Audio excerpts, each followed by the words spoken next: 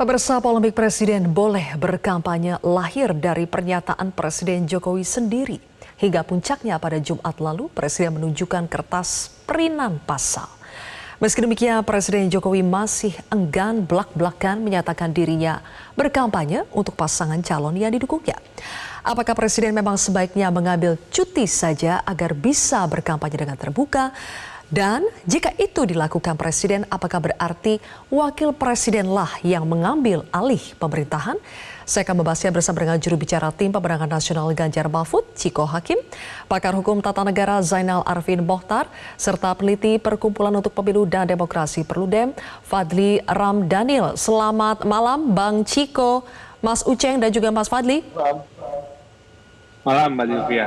Baik, terima kasih sudah hadir di Prime Time News hari ini. Bang Ciko, tadi sambil duduk bareng dengan Pak Prabowo, Presiden kembali menegaskan ia hanya baca ketentuan Undang-Undang Pemilu yang menyebutkan Presiden boleh berkampanye.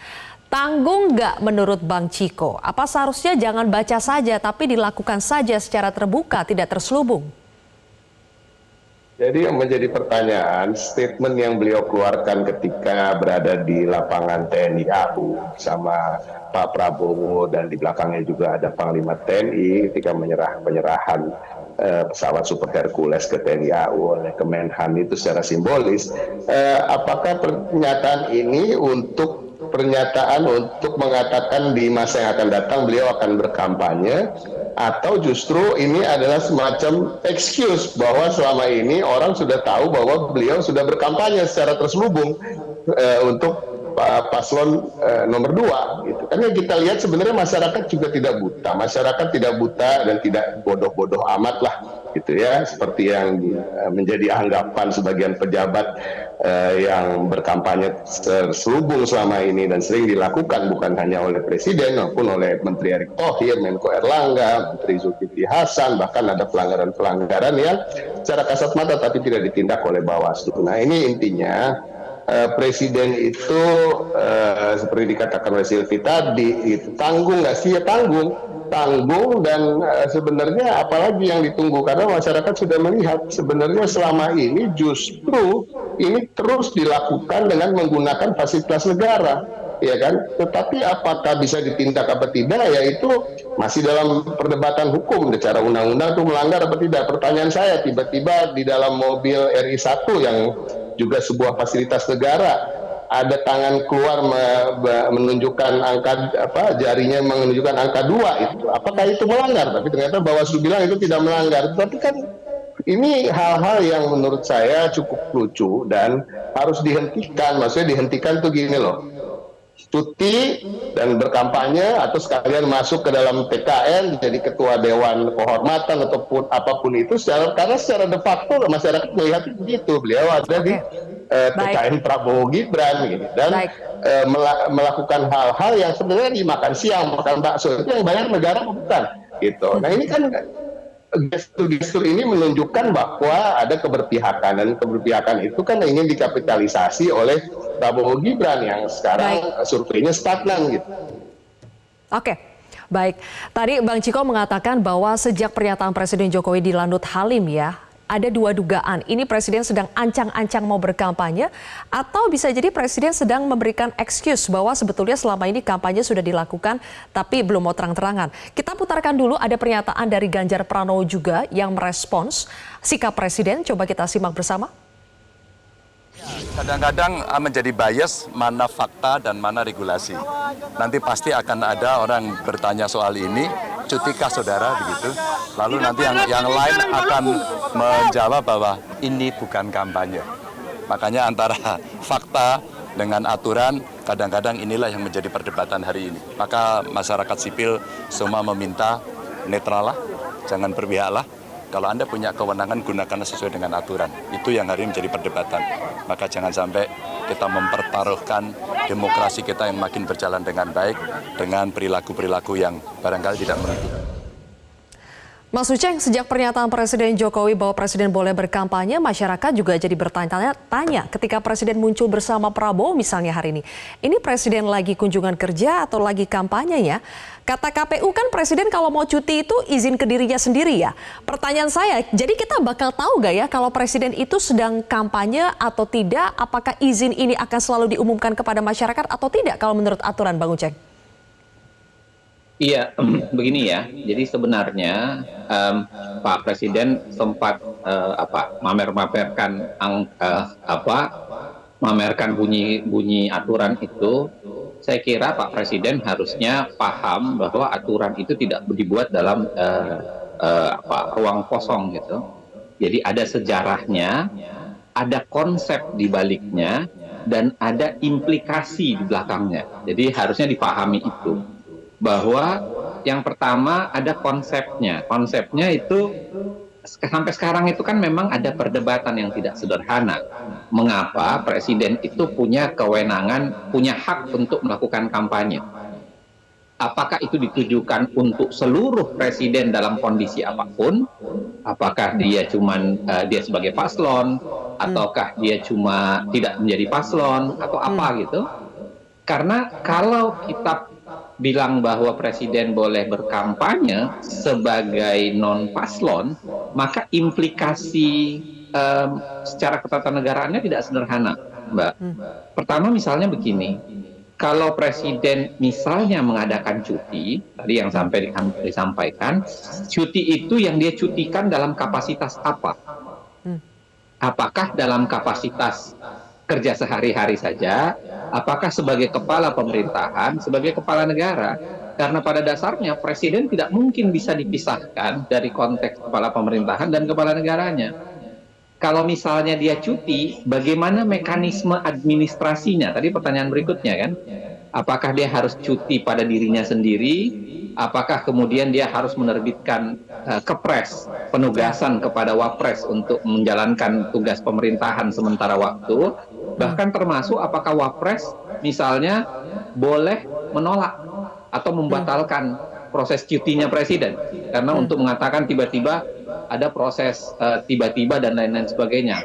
Berapa hari isinya? Kalau ketentuan kan seharusnya dia cuma sebagai non tim kampanye, tim pelaksana ya, berarti dia kira-kira hanya bisa 1 hari tuh sebenarnya, di hari libur saja.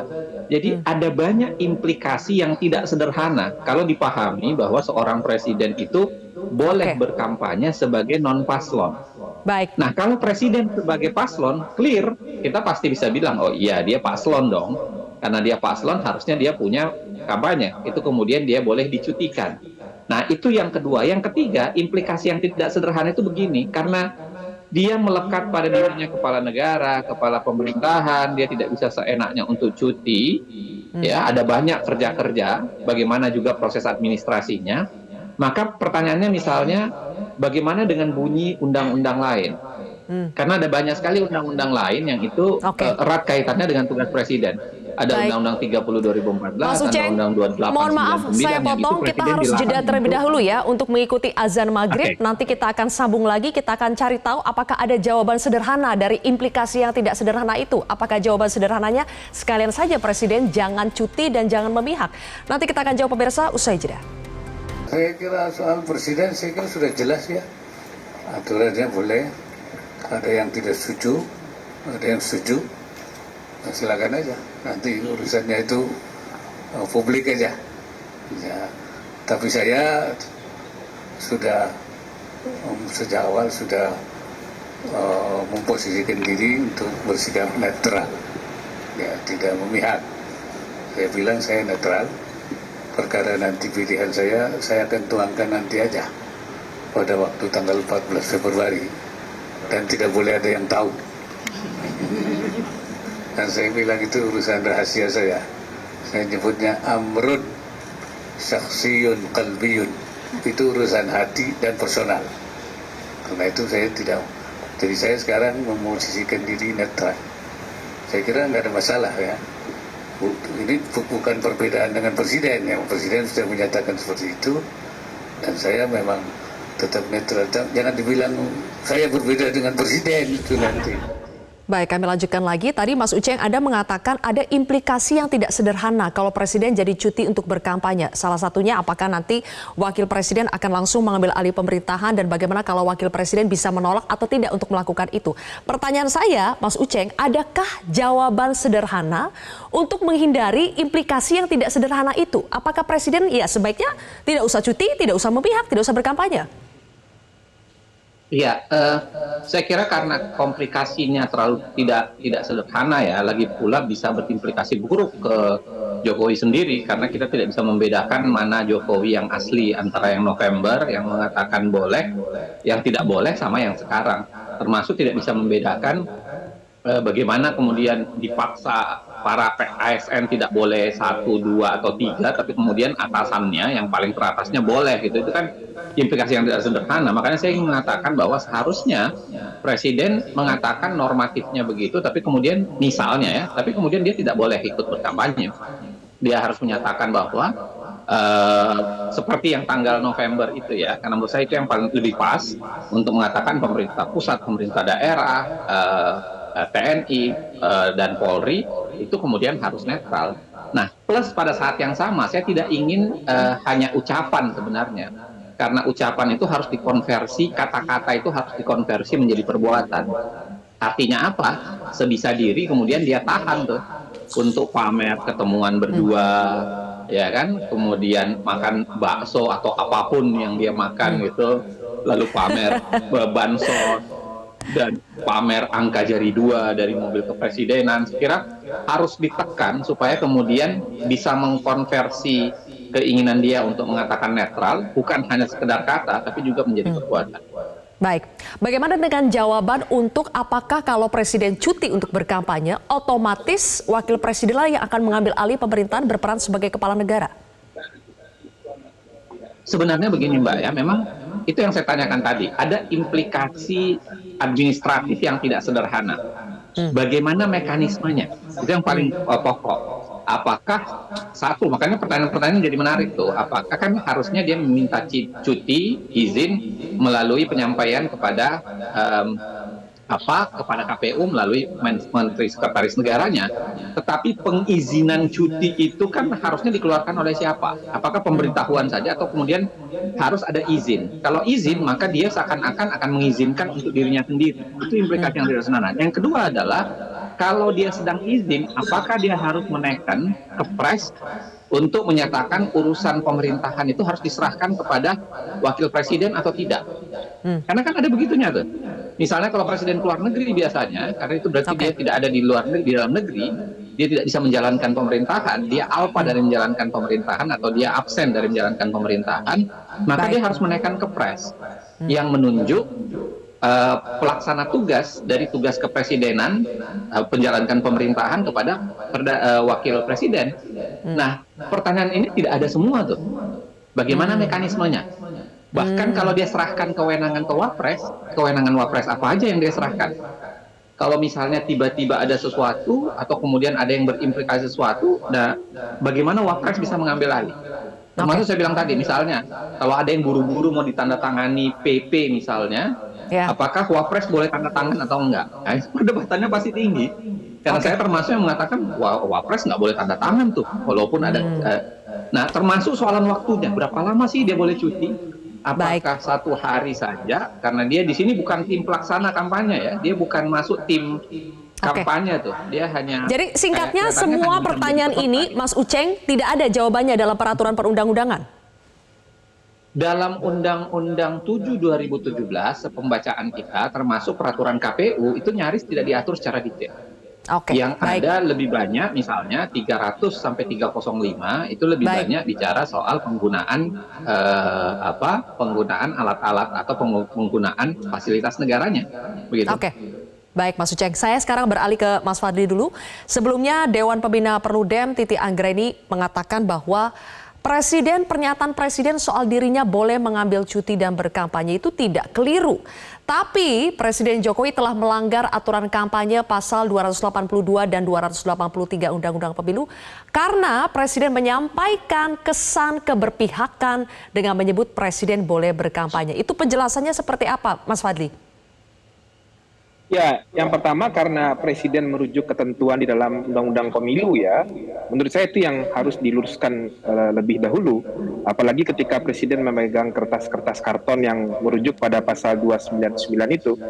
Pasal 299 itu pasal yang mengatur bagian tentang hak kampanye bagi Presiden dan pejabat negara lainnya. Itu pasalnya ada di bawah coba. Nah, sedangkan yang merujuk kepada larangan kampanye bagi presiden dan pejabat negara lainnya itu ada di pasal 281, 282 dan 283. Pasal 281, 282 dan 283 itu spesifik bagian tentang larangan kampanye. Nah, bunyinya pejabat negara, pejabat struktural, pejabat fungsional dalam jabatan negeri serta kepala desa dilarang membuat keputusan dan atau melakukan tindakan yang menguntungkan atau merugikan salah satu pasangan calon. Nah, itu yang mestinya dirujuk kalau kita bicara larangan bagi presiden dan pejabat negara.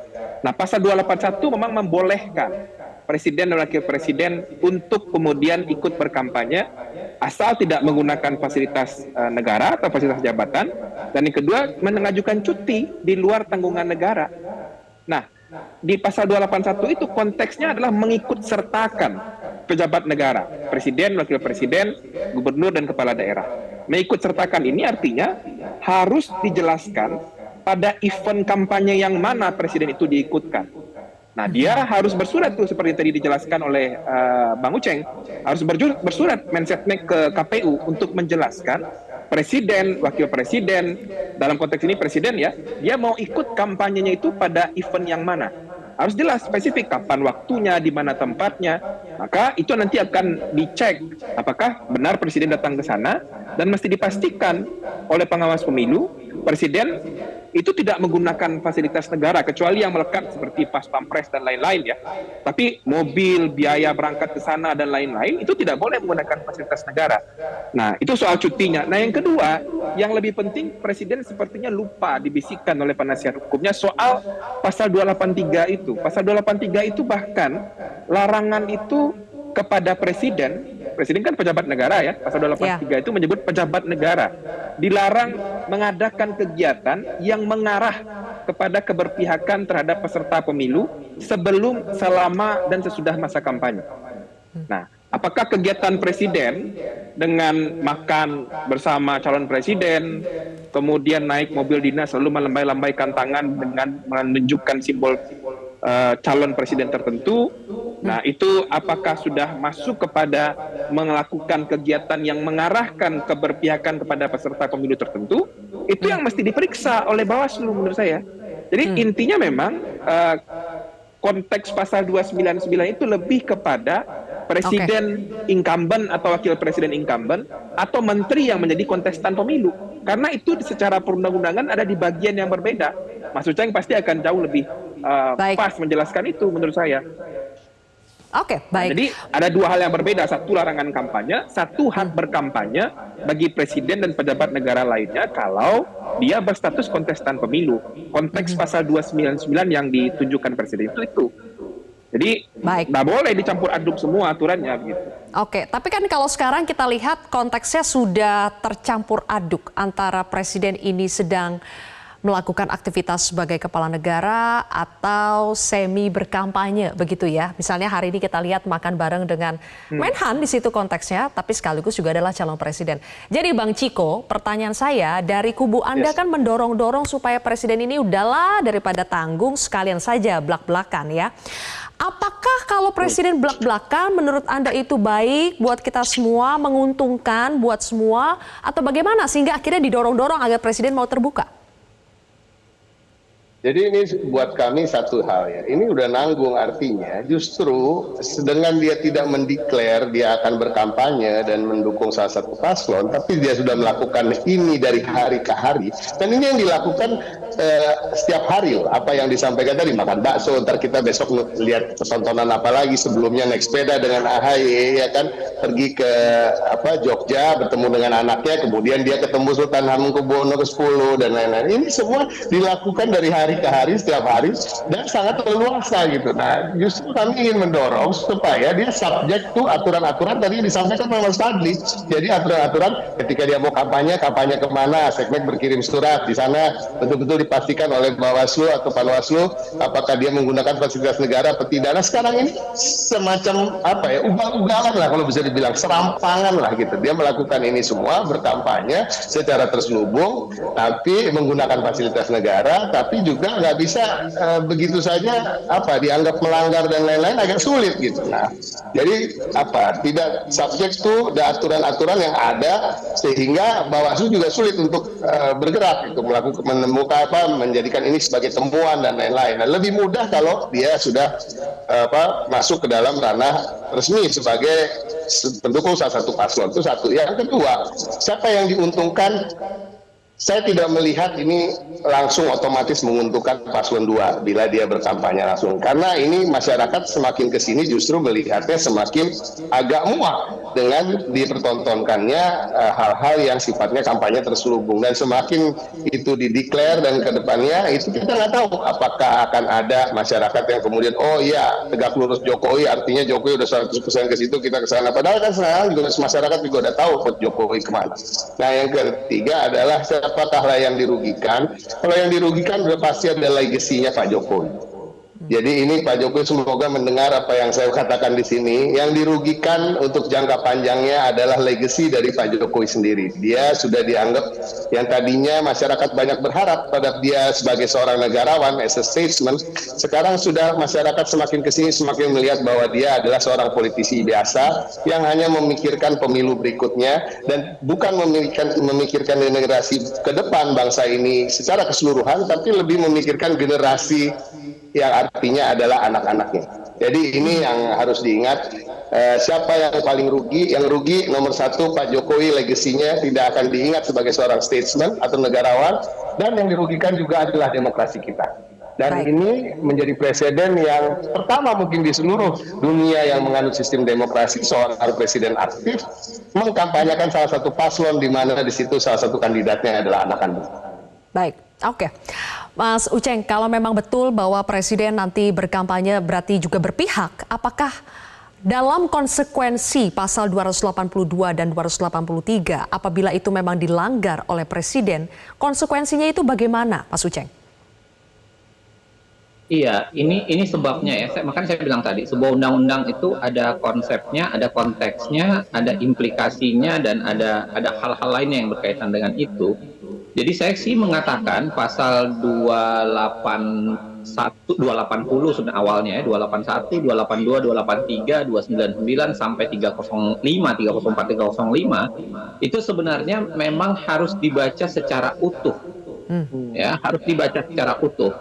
Satu, yang kedua, kalaupun dibaca secara utuh, sebenarnya masih terdapat komplikasi antara satu pasal dengan pasal yang lain. Pertentangan antara pasal lain dan pasal satu dengan pasal yang lain. Yang itu yang harus dibaca secara hati-hati, bahkan termasuk harus memintakan saya kira permohonan ke MK untuk menjelaskannya secara jauh lebih detail. Karena kalau kita mau pakai penafsiran secara letterless atau penafsiran secara kita, ya bisa berbeda-beda nanti akhirnya pandangannya gitu. Apakah 299 itu dikaitkan dia incumbency atau tidak? Apakah 299 itu memang boleh secara keseluruhan, ataukah kalau dikaitkan dengan pasal 281 yang mengatakan dia hanya ikut menjadi peserta saja, tidak boleh menjadi pelaksana, nah itu akan beda lagi tuh. Artinya dia hanya diikut sertakan saja, bukan sebagai pelaksana, karena pelaksana sudah nggak mungkin, karena dikunci di 283. Tidak boleh menyelenggarakan yang tadi disebutkan juga oleh Bang Fadli. Nah, maksud saya adalah kalau ada implikasi pelanggaran, saya yakin perdebatan di publik tetap akan tinggi. Bagi kita yang membacanya mengatakan bahwa memang itu tidak mungkin, ya sederhana untuk mengatakan presiden melakukan pelanggaran, melakukan tindakan kolusi nepotisme, ya misalnya di Undang-Undang 28, melakukan larangan terhadap pasal 28 karena melarang membuat keputusan ataupun tindakan yang merugikan satu paslon dan menguntungkan paslon lain. Tetapi yang saya khawatirkan adalah cara membaca letterless gitu. Ya karena 299 menuliskan itu, ya sudah seakan-akan punya hak. Dan itu menurut saya diderita berkali-kali oleh pengawas pemilu sendiri. Kalau kita lihat pernyataan-pernyataan pengawas pemilu ya, bahkan pelaksana pemilu, seringkali terjebak pada konteks-konteks yang begitu. Ya. Nah, artinya kalau kita berharap implikasi, saya kira berharap pada aparat penegak hukum atau berharap pada penyelenggara maupun pengawas pemilu, saya agak pesimis sebenarnya, karena kita harus selalu ingat bahwa terjadinya pemilu sekarang itu didahului sebenarnya dengan domestikasi terhadap penyelenggara pemilu dan pengawas pemilu. Nah, makanya jauh lebih baik menurut saya kalau Presiden harus menyatakan bahwa tidak ikut, ya. Teguran catatan dari PP Muhammadiyah menurut saya itu benar, bagus. Begitu juga yang dituliskan oleh teman-teman Perludem, teman-teman, ada banyak tuh yang menuliskan catatan di LBHI, teman-teman KALS, Constitutional Administrative Law Society. Presiden harusnya lakukan itu, jangan lanjutkan untuk menyatakan akan ikut kampanye atau ikut mengikut sertakan dirinya pada dukung-mendukung. Plus pada saat yang sama jangan berhenti di situ, dikonversi dengan mengakhiri drama-drama makan siang, ya kan, makan bakso, lalu kemudian main hujan-hujanan atau apapun yang harusnya dikonversi ke arah yang memang bukan hanya sekedar kata-kata tapi juga tindakan. Baik, oke. Terakhir, Mas Fadli, kalau hari demi hari kita terus dipertontonkan dengan aktivitas-aktivitas Presiden Jokowi yang sebetulnya menyerempet lah, ini bisa diduga ini sedang kampanye atau tidak. Jadi siapa yang bisa memutuskan Presiden ini sedang kampanye, sedang melakukan pelanggaran atau tidak? Kita lihat Bawaslu sampai sekarang juga tidak memberikan komentar apapun, Mas Fadli. Jadi kepada siapa kita bisa berharap untuk memutuskan apakah sebuah aturan itu dilanggar atau tidak oleh Presiden? Singkat saja. Menurut saya ada dua ya. Pertama, Bawaslu harus terus didorong meskipun sepertinya enggan, tidak berani atau ada faktor lain ya. Bawaslu mesti harus terus didorong, paling tidak harus ada peringatan. Nah, yang kedua, kalau memang itu juga tidak bisa dilakukan, fungsi pengawasan dari DPR terhadap jalannya pemerintahan oleh Presiden Jokowi mesti berjalan. Bisa saja DPR menjalankan fungsi pengawasan dengan meminta ini dihentikan, memanggil, atau fungsi-fungsi pengawasan lain dengan berbagai macam tindakan yang agak lebih sistematis begitu direncanakan untuk kemudian memastikan agar tindakan-tindakan Presiden yang mengarah kepada pelanggaran dalam peraturan perundang-undangan yang membuat ketidakjelasan, membuat kehebohan, dan membuat proses penyelenggaraan pemilu ini menjadi selalu berada dalam situasi polemik harus dihentikan. Jadi Bawaslu dan fungsi pengawasan dari DPR mesti berjalan. Oke, baik. Terima kasih Mas Fadli, Mas Uceng, dan juga Bang Ciko. Terima kasih sudah hadir bersama kami di Prime Time News hari ini. Jelajahi cara baru mendapatkan informasi. Download Metro TV Extend sekarang.